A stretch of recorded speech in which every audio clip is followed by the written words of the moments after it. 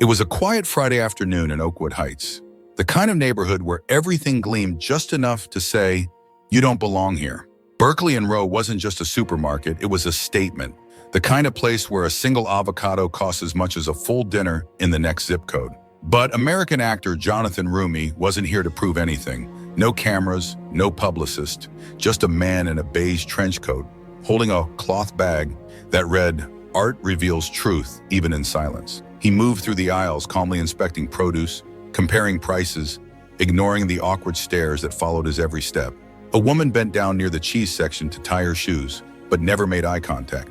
A teenager subtly pulled out her phone and aimed it at Jonathan. And then came the whisper, soft but sharp. "He's been pacing. Something's off about him." That's all it took. Overhead, ordinaire, the loudspeaker chimed like any other store announcement. Security to fresh produce. Section 3, possible incident. Jonathan froze, staring at the red grapes in his hand. He knew that tone. It was the same coded language he had heard on busy film sets when someone was about to be discreetly removed, or at industry events where silent judgment reigned. But this time it wasn't theoretical. It was aimed directly at him. Footsteps approached, deliberate, rhythmic. Two officers appeared, one older, eyes like granite, the other younger, already gripping his belt like it might suddenly need defending. "Sir," the older one said, "we've had a report about suspicious behavior. Care to explain why you've been walking around without purchasing anything?" Jonathan Roumie didn't flinch. "I'm picking fruit," he replied calmly. Didn't realize choosing between red and green grapes was a criminal offense. But this wasn't about grapes. It wasn't even about shopping. Within minutes, the store manager showed up. "A few customers feel unsafe," he muttered, eyes darting around. And before Jonathan could show his parking ticket or even pull out his ID, the cold steel of the cuffs snapped shut around his wrists. No one stepped in. Not one voice asked, what did he do wrong? Because deep down, they all thought they already knew the answer. And in that silence, a storm had just begun. The handcuffs were cold, too tight. Jonathan Roumie didn't resist, not because he agreed, but because he understood. In that moment, he wasn't a recognized actor. He was just another man, perceived as out of place, being escorted out of a luxury store for making some people uncomfortable. He didn't yell, he didn't cry, he didn't even blink. But as he was walked past the checkout lanes, every glance around him said the same thing. He doesn't look like us. He doesn't belong here. And in places like this, that was often enough. The classical music continued playing Bach, maybe Vivaldi, something so polished it made the tension feel even colder. A small girl tugged her mother's sleeve and asked, "Mommy, why is that man in trouble?" The mother didn't answer, just walked away faster. The officer said nothing as they led Jonathan outside, but they didn't have to. Their silence was full of assumption, full of power. And as they reached the patrol car, Jonathan noticed something that stopped his breath for half a second. A young man near the exit, white t-shirt, baseball cap, phone in hand, recording. Jordan Carter was only 21, a journalism major. He'd come to Berkeley and Row to buy almond milk for his mom, but now he stood frozen, watching a man in cuffs who hadn't raised his voice or caused any harm, just stood in the wrong aisle too long. He'd heard the managers whisper, saw the officers nod to each other. He didn't know who he was, not yet, but he knew what he saw wasn't right. So he hit record. "Excuse me, sir," an employee called from across the lobby. Jordan didn't move. He just held the camera steady as Jonathan was placed in the back seat of the patrol car. Inside the car, Jonathan sat quietly, watching his reflection in the tinted glass. He didn't know anyone had recorded the moment. He just knew that this wouldn't be the last time someone was cuffed for looking out of place. But something about today felt different. Maybe it was the sharp cut on his wrist from the cuffs. Maybe it was the way the manager had refused to meet his eyes. Or maybe it was the calm defiance that burned quietly in his chest. Either way, the silence had started to crack. Because what none of them knew, not the officers, not the shoppers, not even Jordan, was that the man they just arrested was American actor Jonathan Roumie, someone with a vast network of connections and a steadfast legal team. He'd read thousands of scripts and real-life accounts like this, but now he wasn't holding the script. He was the story. And across town, a man would soon receive a phone call that would change the fate of every person in that precinct. But first, they had to drive him to the one place that was never supposed to be seen from the inside. Precinct 18. You thought the story ended with handcuffs. You thought being dragged out in public was the worst part. Think again. Because what happens next doesn't take place in front of shoppers. It doesn't get live streamed. It happens quietly in the back rooms of a police station where no one is watching. This is where the real injustice lives, not in the arrest, but in the paperwork. And tonight, Jonathan Roumie walks straight into the heart of it. The squad car came to a stop without sirens. No flashing lights, no loud announcements, just the quiet hum of a system too confident in its own secrecy. Jonathan Roumie stepped out, wrists still cuffed. Before him stood Precinct 18, a building he had researched for a role about institutional corruption, never imagining he'd walk through its doors as a suspect. He immediately noticed the first red flag. The body cams weren't on. The small red lights that should have blinked on the officers' uniforms. Dark, intentional. Inside, the fluorescent lights flickered, paint peeled from the walls. The air smelled of old coffee and bleach, but couldn't quite hide the scent of cover-ups. No one greeted him. No one read him his rights again. He was pushed into a chair in a dim corner, still cuffed, still silent. At the desk nearby, a woman in uniform, Turner, sipped coffee while calmly dragging video files into a trash bin on her screen. Jonathan leaned slightly to the side, his eyes scanning the monitor. File name market main aisle 14, 1542, MP4 status deleted, one click. No password, no approval. One click and the truth vanished. But Jonathan wasn't just watching. He was memorizing. Every name badge, every timestamp, the smell of Turner's coffee, the label on the screen, the sound of Mitchell's voice in the hallway saying into his phone. He was loitering, aggressive. Nobody knows who he is yet. The report goes to Judge Whitaker by morning. Judge Whitaker, the very man Jonathan's legal team had investigated for a docuseries on judicial misconduct just months ago for suppressing civil suits tied to police abuse. This wasn't random. It was orchestrated. The deeper he sat in that chair, the more he realized Precinct 18 wasn't dysfunctional. It was efficient, a well-oiled machine for turning innocent people into guilty paperwork. Harris walked by with a draft report. Jonathan caught the header. Subject, unknown male. Charge, suspicious behavior. Action, force applied. He didn't scream, didn't demand a lawyer because he didn't need to yet. He had already seen more in 30 minutes than most investigators caught in months, and all he needed now was one chance to expose it. What they didn't know was that the man they had shackled, sidelined, and tried to erase was about to flip the entire precinct upside down from inside the system. The desk phone was old, beige plastic, slightly cracked, but it was unlocked, left carelessly by the woman who had just finished deleting the last piece of evidence. The room was quiet, cameras still off. Mitchell had stepped into the hallway. Harris was nowhere to be seen. Turner gone to refill her coffee.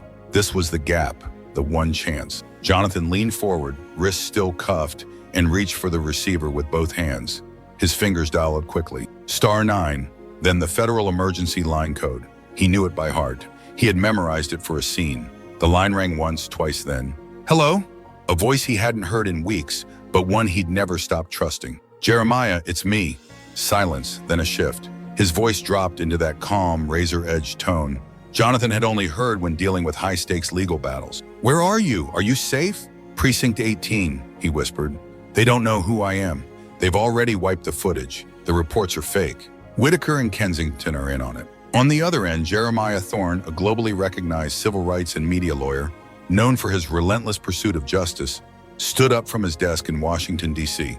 The storm had landed, but this time it had a name in blood on the inside. "I'm coming," he said, every word sharp as steel. "I want all files, civil complaints, body cam logs, arrest records. Activate the bureau tonight." Jonathan hung up, calm, still cuffed. But now everything had changed. Precinct 18 was no longer operating in the dark. The highest legal authority in the country had just turned its eyes straight toward it. At 6:03 a.m., the streets were still quiet. Coffee shops barely open. School buses just starting their routes. But in front of Precinct 18, silence gave way to a storm. A convoy of 17 black SUVs stopped in perfect formation. 30 federal agents in tactical gear stepped out, swift, focused, and unstoppable. No warning, no shouting, just federal authority landing like a hammer. Inside, Brad Mitchell had just finished signing the fake incident report. He barely looked up before two agents grabbed him from behind. "You're under arrest for obstruction of justice, falsifying evidence, and unlawful detention." Slam! His face hit the floor before his brain caught up. Down the hall, Officer Harris froze. He dropped his coffee, tried to speak, but a firm hand twisted his wrist back and pinned him to the wall. Turner was next. She was deleting another file when an agent yanked the keyboard away. "You're done," the agent said, "and everything you erased, we're pulling it back." Upstairs, Chief Callahan watched it unfold on the hallway monitor. His mouth went dry. He reached for the phone. Deadline. By the time he opened his door, 2 agents stood waiting. "Sir, you're coming with us."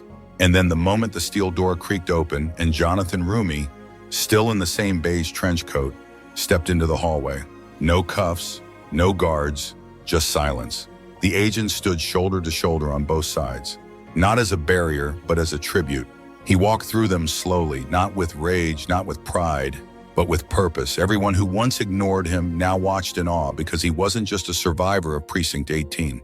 He was its reckoning. The courtroom was full by 5 a.m. Journalists, civil rights leaders, senators, all waiting for the same thing. Jonathan Roumie's testimony. 3 men sat in the defendant's row. Robert Callahan, the precinct chief, William Whitaker, the judge who buried cases, James Kensington, the mayor who kept it all funded. No ties, no power, just gray prison uniforms and hollow eyes. Jonathan, the actor, stepped onto the witness stand. No makeup, no speechwriters, just a man with a memory sharper than steel. They didn't know my name and they didn't care because in their world, a quiet man in a trench coat isn't a customer. He's a threat. The courtroom went still. He listed times, dates, words Mitchell whispered, files Turner deleted, every moment documented from memory, and then the door opened. Jordan Carter entered nervous, but holding something powerful in his hand, a small USB drive. "I backed it up," he said, "before they made me delete it." The screen lit up. There it was. Mitchell grabbing at Jonathan, Harris cuffing him, the manager's trembling face. The moment Jonathan was thrown into the fruit stand, gasps echoed through the courtroom. A woman near the back cried quietly. Even the judge sat back in silence. Then bonus footage Jordan never meant to capture. His own interrogation. No cameras, no lawyers, just fists and threats from the very people now facing trial. The verdict came swift. Callahan, 32 years. Whitaker, 35 years. Kensington, 28 years, and full seizure of all hidden assets. The court ruled that funds from their estates' properties, shell companies, offshore accounts would go to a community justice restoration fund to rebuild the neighborhoods they'd exploited.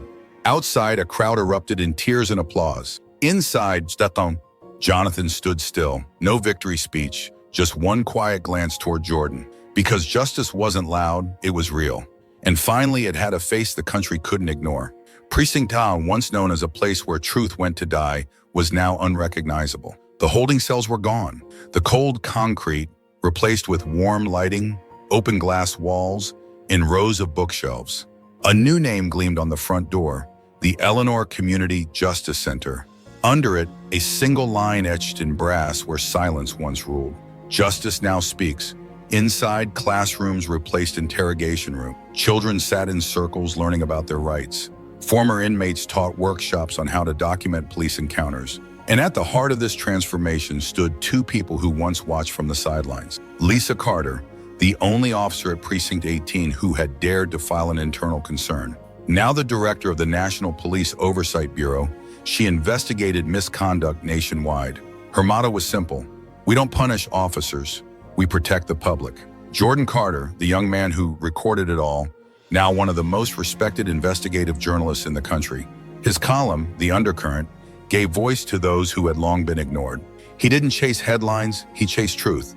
And Jonathan Roumie, the actor, he turned down every major role, every talk show circuit, every brand endorsement that would have pulled him away from his newfound purpose. Instead, he packed a small bag, left his home in Los Angeles, and returned to the quiet community. Not as a celebrity, but as a teacher. A modest sign hung above the door: Community Law and Media Ethics. Instructor Jonathan Roumie. He didn't teach from textbooks. He taught from lived experience, from handcuffs, from memory, from truth.